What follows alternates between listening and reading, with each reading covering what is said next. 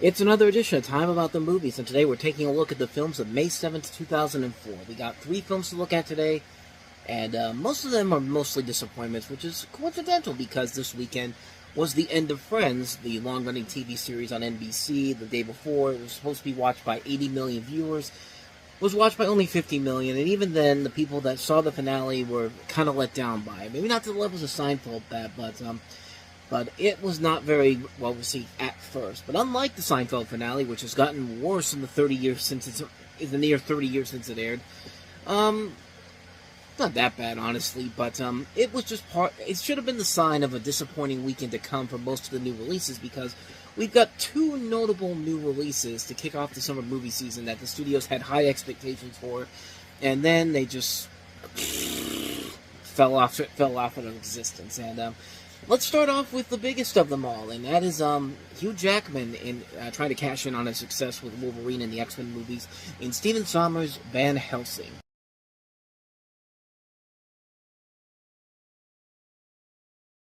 This was a massive disappointment, not just in terms of the movie itself, but the box office as well. And yeah, Hugh Jackman stars as Van Helsing and is in this world to rid all evil, even if not everyone agrees with him. The Vatican sends the monster hunter and his ally Carl to Transylvania. They've been sent there to the land to stop the powerful Count Dracula, played by Richard Roxburgh, when they're joining forces with a gypsy princess called Anna Valerius, played by Kate Beckinsale, who's determined to end an ancient curse on her family by destroying the vampire. They just don't know how. And, yeah, this film, you could pretty much tell from the trailer, everything bad about this movie comes out of the floodgates right away. The horrible visual effects in this movie that were bad back then, but have somehow gotten even worse 20 years later. I mean, oh my god. This is unbelievable how bad the visual effects are. I mean, these are terrible CG effects in this movie, and it's just like, and the plan was that supposedly they were going to do practical effects, but Universal basically came in and said, nope, CG it up, because, you know, heaven forbid, you know, the greatest werewolf transformation in all of history, an American Werewolf in London, it would have been so much better if it was CG, right? Right? Hello? Anyone out there agree with us? And no, we don't agree with the Universal. Like, it's like this every time, too. They try to make the argument that, well, practical effects just don't pale in comparison to the CG, because that's exactly what happened with the Wolfman, too. The Wolfman was going to use the remake with Benicio del Toro, was going to use practical effects, but Universal basically said, no, we're going to go with CG effects because that's the way of the future. And yeah, that movie didn't end up working out either. And I'm guaranteeing you right now, this new Wolfman movie that's coming out pretty soon, watch them use CG again. Yeah, they're going to keep pretending like practical effects are no use anymore. And as that film, American Werewolf in London, is shown over 40 years later, that shit still holds up and is still terrifying today. I'm sorry, when I see these people turning into wolves in this movie, there's nothing scary about it whatsoever. In fact, there's nothing really scary about the movie in general. This is supposed to be an homage to classic Universal monsters. This is about as big of a disappointment and a letdown of the Universal monsters as the Dark Universe was. And that was a rough stretch of movies there. Even though there was only one movie, but still, that plan they had all together to do what the MCU and DC were doing was just a horrible idea altogether. And I mean, I can't really blame Hugh Jackman for this, because honestly, it's not his fault the movie is bad. He's the only one that's really trying to hold it together, and it's just not enough to carry the load. There's only one other thing about this movie that I think really does hold up well, and that is the over-the-top Count Dracula, played by Richard Roxburgh, who, I'm sorry, like, him and his wives are probably the funniest things in the entire movie because of just how over-the-top and how just scenery they're chewing up, and you can't help but laugh your ass off at something. It's like, he's supposed to be the threat, but I'm sorry, he makes me laugh out loud, and I'm pretty sure that was not the intentions whatsoever. Picture it this way. Imagine Arnold Vosloo in the Mummy movies, except even funnier. That's how crazy this gets. I mean, he's the one thing about this movie that makes me laugh considerably. Everything else is just garbage. Kate Beckinsale is a lackluster and sidekick to this. There's nothing really all that spectacular about her in this. The rest of the creatures are pretty useless. Frankenstein doesn't really do a whole lot here either. The trailer completely lies to you and says that they're a big part of the storyline when they're really not. And it's just, I feel like Universal was hoping that Stephen Sommers could do the same thing he did with the Mummy movies. But the difference is between the Mummy and this is that you're tackling with all these different classic Universal monsters, and that's been Universal's biggest problem for years now with the Universal monsters. They have no idea. They've really had a hard time trying to adapt them to the modern filmmaking elements, to the modern filmmaking, and sometimes they get it right. I mean, the Invisible Man remake they did with Elizabeth Moss was actually pretty good. And I've always said, why not just get Jason Blum's company to do these? Because they can make them on the cheap, they can make them look cooler, and say what you will about Jason Blum and his Blumhouse Studios, more times than not, they will make a profitable movie and a successful movie with a smaller budget. Yeah, with a smaller budget, and I think they could make this work with the Universal monsters going forward, which I think is the plan with the Wolfman. So I'm really hoping that they can make it work that way. But with this, it's just like they were really trying to make you think that this was going to be that type of a movie that was going to link into a franchise. And I'm sorry, it doesn't work when the visual effects in here are pretty terrible. They were terrible back in 2004. They have not aged well at all after all these years, and just there's nothing worthy about this movie whatsoever, except the things that I just mentioned. But yeah, it was not a good way to start the year off, and not too surprisingly, the weekend box office was not great for it. I mean, excuse me, I almost burped there for a second, but the box office in general wasn't great either. Yeah, it made $51 million on its opening weekend, which isn't bad, especially when you consider it's not Spider-Man or X-Men, but still pretty big for this time of the year. But it came crashing and burning once the word got out, and it was pretty obvious that this wasn't going to fly anywhere. And like I said, it's not Hugh Jackman's fault that the movie is terrible. It's just a bad idea that really doesn't work because of how bad the visual effects are. And you could get away with it with the Mummy movies, because those movies are intentionally supposed to be silly, over-the-top fun. This movie was trying to be too serious, and it just backfires big time in a number of different ways. And yeah, it's just not a very good movie. So yeah, avoid Van Helsing like the plague. So that was the big budget flop of the weekend. Want to see this one that nearly killed? Here's the one that nearly killed the careers of Mary-Kate and Ashley Olsen, and that is New York Minute.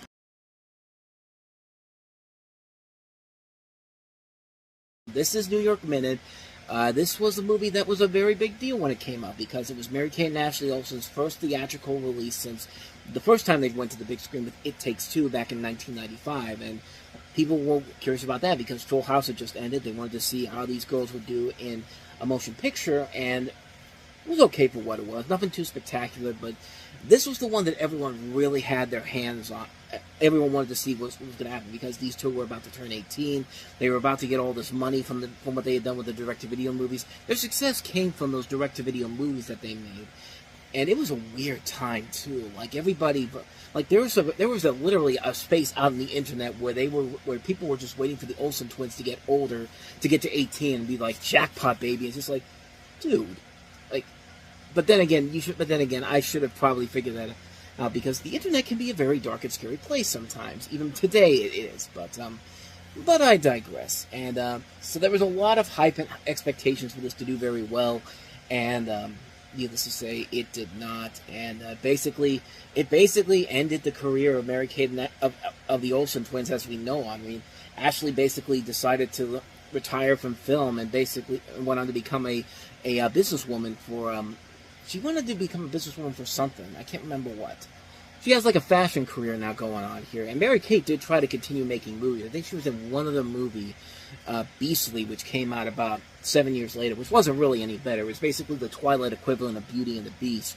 But yeah, they really haven't done a whole lot since then, and mostly because, I mean, once Full House ended and they did It Takes Two, besides those direct-to-video movies, they really did not have any idea of what to do next. I mean, they had 3 different TV shows to try to cash in on their success, you know. There was Two of a Kind on ABC, which lasted 1 season. There was that animated show they did for ABC as well, Mary-Kate and Ashley in Action, which didn't last very long either. They even did a show for, again, ABC Family with So Little Time, which again only lasted 1 season. And I think by this point their audiences basically just grew up and wanted to see them actually do something besides just being the 2 kids from Full House, and they just really couldn't.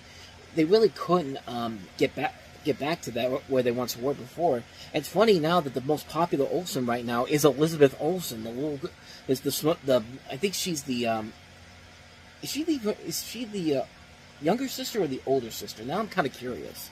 Younger sister by about 3 years, but yeah, you get kind of the idea here. And I haven't even talked about the movie itself, because if the movie had been better and maybe had worked on its own, maybe they could have actually had a successful career. But you saw the trailer there. You saw how bad this was. But yeah, Mary-Kate and Ashley portraying twins with opposing personalities who have a series of adventures around New York City. Doesn't that sound like all their movies pretty much? It's literally that's the biggest problem with the movie. It's literally the same goddamn movie every single time, except one time they're in Hawaii, one time they're in Los Angeles, one time they're in Australia.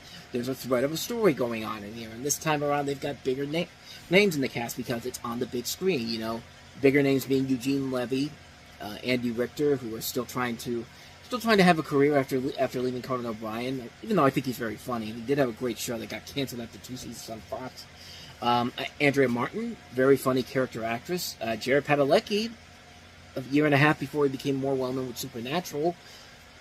Yeah, this Bob Saget's in it too, and even though he doesn't really say anything, it was the first time they were together since Full House ended, and I'm literally grasping at straws here to find anything of noteworthiness here, but I'm sorry, there's really not a whole lot there. There is, however, one thing, though.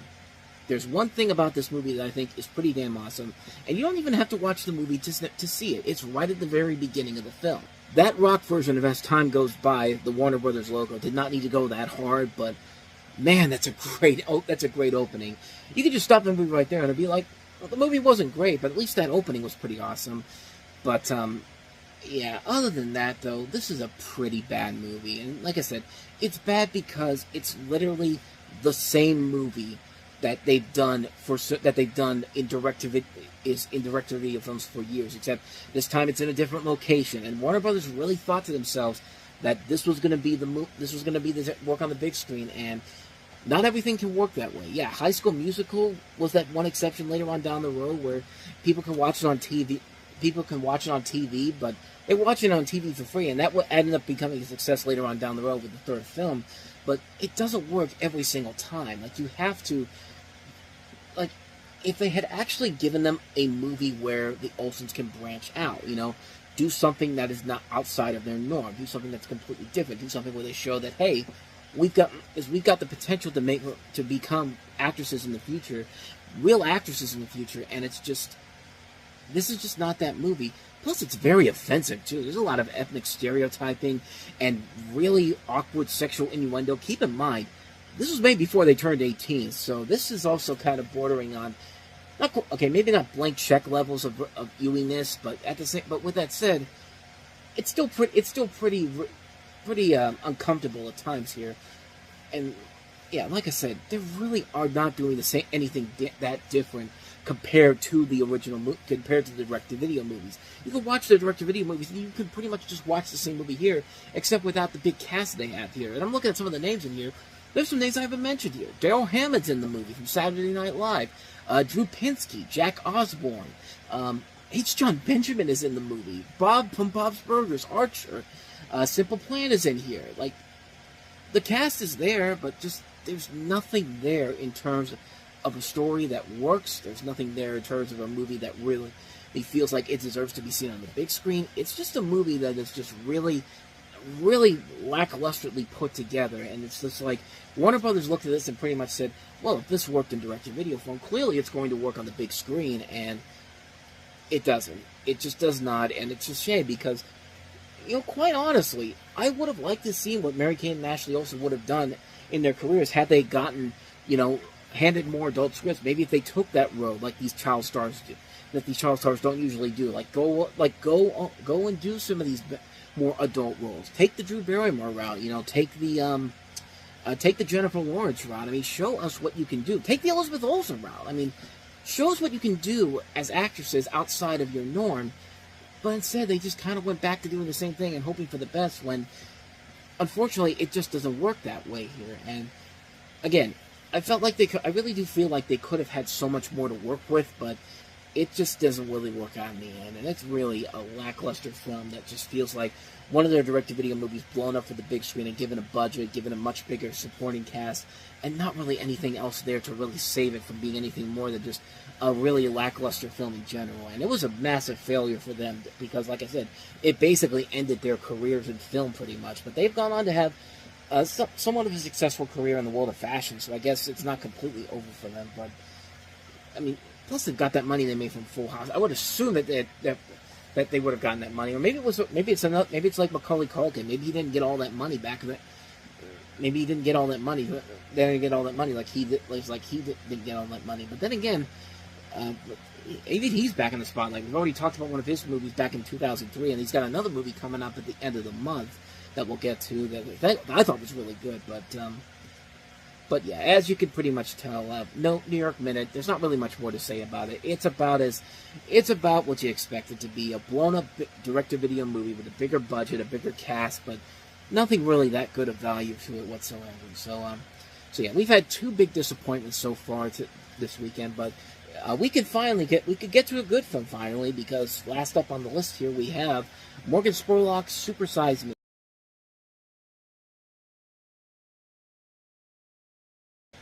Unfortunately, as of the time of recording this, Morgan Spurlock has passed away, and it's a shame because the guy was a really damn good documentary filmmaker. He made a really great Simpsons 20th anniversary special for Fox back in the day that it's really hard to find online, but I remember having it on tape somewhere, and unfortunately, I don't know how to transfer my videos to DVDs, or else I would put it up. But it's a really great. I do remember the special a lot, and this was a movie that really opened a lot of people's eyes. It was a movie that basically changed the game in terms of how these fast food companies do their thing. Because as you can tell from the trailer there, Spurlock's film follows a 30-day period between February and March of 2003, during which he claims to consume only McDonald's food, although later he said that he was drinking heavy amounts of alcohol too. And the film documents the drastic change of Spurlock's physical and psychological health and well-being, and explores the fast food industry's corporate influence, including how it encourages poor nutrition for its own profit and plan. And it's spread a lot of debate about public eating habits, and has since come under scrutiny for the accuracy of its science and the truthfulness of Spurlock's on-camera claims. And in the movie, he eats at McDonald's 3 times a day, consuming every item on the chain menu at least once. He's claimed to have eaten about 9 Big Macs per day during the experiment, walked about 2 kilometers a day, an intake of about 2,500 kcal within a healthy, balanced diet, and more generally recommended for a man to maintain his weight. And at the end of the experiment, he's gained 25 pounds and a 13 body mass increase, increasing his cholesterol, experiencing mood swings, sexual dysfunction, fat accumulation in his liver, throwing up a lot too. And yeah, like, this guy really did take a lot of chances here. Like, look, I love myself some McDonald's every once in a while. I'll eat fast food every once in a while, but I could never do. I don't think anybody could ever do what this guy did. I mean, I can't even do the things that they do with the Nathan's hot dog competition. Like, you think I can eat all those hot dogs in 10 minutes? You're out your goddamn mind. Like, I don't know, but it's just, I don't know. Like, to me, like, I could never do anything that this guy did, but it did open the floodgates overall on how these fast food companies do their business. McDonald's literally got rid of their supersized menu not too long after this, and that's, it tells you a lot when a movie like this leaves that much of a lasting impact. And I think it's a very interesting little documentary that really shows the dark sides of eating too much fast food the way that this guy does. Because yeah, he may have aggravated it a little bit more by drinking a lot of alcohol and doing other things, but it does the overall message of the film does work out in the movie's favor. It's a movie that really is not afraid to tell you the cold hard truth about eating that much fast food in a single day, and it's an engaging and invigorating watch to see. I mean, it's a really good film, and it really propelled Morgan Spurlock to another level. Like, he eventually became kind of a second banana to Michael Moore as one of the best documentary filmmakers out there. And coincidentally, Michael Moore has another movie coming that will have come out later on this year, but later on in the summer. But we'll get to that one a little bit later on. But yeah, this is a really good documentary. It's one of those ones that I can't recommend enough, and especially now that he's no longer with us, it's probably now a good time to go check this movie out again, because it is something that really surprisingly has held up well over time, over the 20 years since it's come out, and it's a really good movie, man. I can't recommend it enough. It's a great documentary. It's an amazing film. Super Size Me. And so on that note, we wrap up another edition of Time About the Movies. The next time we meet, we'll take a look at 3 more movies. Brad Pitt starring in the action epic Troy from Wolfgang Peterson. Jamie Foxx, who's going to have a big breakout year in 2004 with a romantic comedy Breaking All the Rules kicking it off with Gabrielle Union in the cast as well. And we also have Jim Jarmusch's Coffee and Cigarettes. So we'll take a look at those 3 movies on the next episode. But until then, thank you so much for watching. And if you want to see more videos like this, please hit the playlist on the next page, check out the previous episode, and also don't forget to hit the like and subscribe button if you want to see more videos like this on this channel. And so, I just did the thing already. Take 2, because I'm not stopping right now. Stay tuned, because coming up after I post this, Time About the Movies Flashback is all new. We're heading to the end of 1988. We only got a couple weeks to go. We're looking at January 22nd, and we've got 6 movies to look at. Braddock Missing in Action 3, 5 Corners, The Telephone, Promised Land, The Family, King Lear. So we'll take a look at those 6 movies on Time About the Movies Flashback, which will be coming up right after this. So stay tuned.